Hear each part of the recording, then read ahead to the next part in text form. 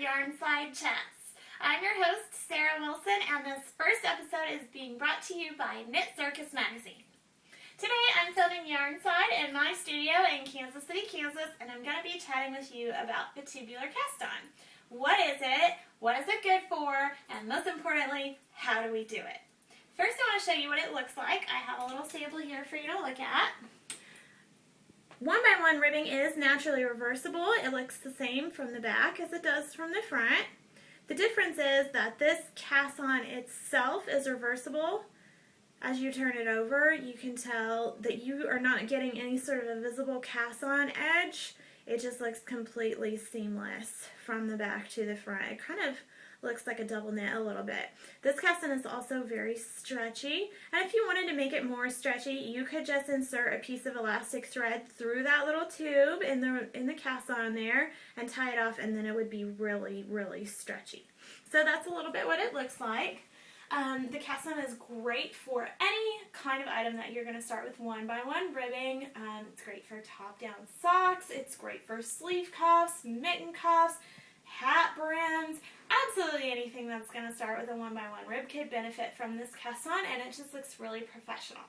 So it's really easy to do. There's nothing to be afraid of. It's basically just a variation on the long tail cast-on that I'm going to show you today. So all you're going to need to start is you're going to need your needles that you swatched with and matched gauge for your project, and of course your yarn. So are you ready to learn how to do it? Let's go. Okay, we're ready to start. For this cast on, you're going to want a tail as long as the edge you are casting on. So if you are casting on a 6-inch tail, you're going to want 6 inches of yarn plus whatever amount you want for weaving in. So we'll say another 6 inches for weaving in. That would be 12 inches total for your tail. You're going to go ahead and put that over the needle. It doesn't really matter which way you put it on the needle, if the tail is in the front or the tail is in the back. Whichever side is in the front, you're going to want that side to be on the right side. In this case, I have put the tail over the front of the needle, and it is on the right. Go ahead and put your hands into the yarn as though you were doing the regular long tail cast on. You can see I've made a diamond. The top of the diamond is on the needle. Left side of the diamond is around my thumb. Right side of the diamond is around my index finger, and I'm holding the two tails together that forms the bottom of the diamond. Now we're ready to start. For the first stitch, I would go ahead and put my index finger on that loop that's on the needle just to anchor it.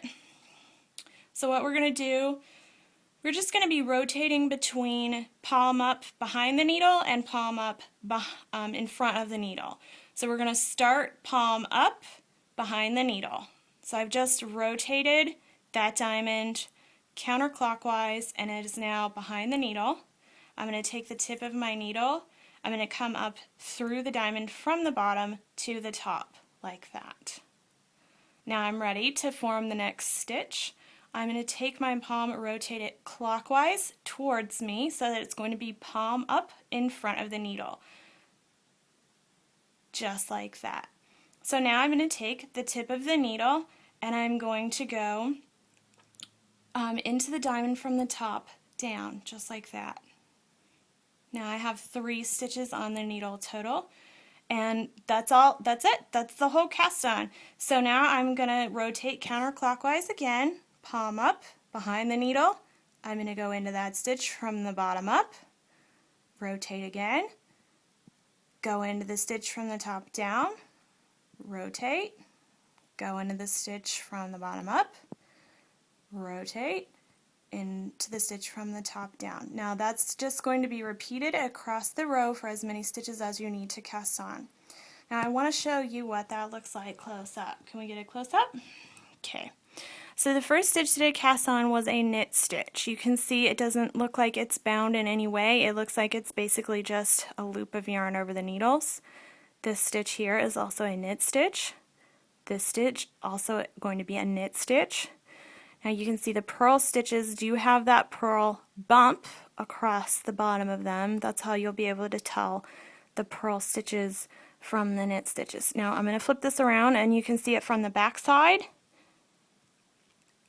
And you can see it looks exactly the same from the back side, except in this case the first stitch on the needle is a purl, because a knit stitch looks like a purl from the wrong side.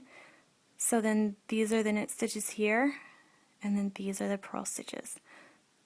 Now if we look at it from the front again, you can already see that this cast on is reversible from front to back. Now, this variation on the tubular cast on is great because it does not require setup rows. You can immediately go from this cast on into your knitting, into your 1x1 rib. You do not have to do setup rows. You can also go from this cast on immediately in the round.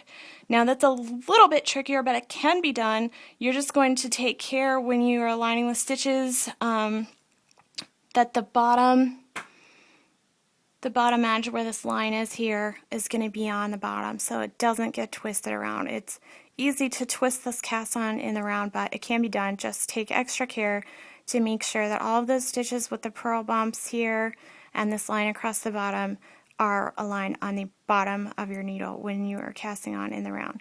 The other great thing about this variation, you can see it on the needle right now, all of the stitches are properly aligned on the needle. You will not have to realign the stitches. You do not have to knit certain stitches through the back loops. They're all aligned properly. You can immediately just begin knitting and purling as you regularly would. And that's why I think this cast on is so great. So now you know how to do it. Let's go wrap up. Well, that's it for this time. You've just learned how to do a variation of the tubular cast-on that's great for all kinds of projects that start with 1x1 ribbing. I'm the Sexy Knitter, reminding you that being sexy is all about being confident. For tips and tricks on how to boost your confidence, visit me on the web at www.sexyknitter.com. You can also friend me on Twitter and Ravelry as The Sexy Knitter. Thanks for watching!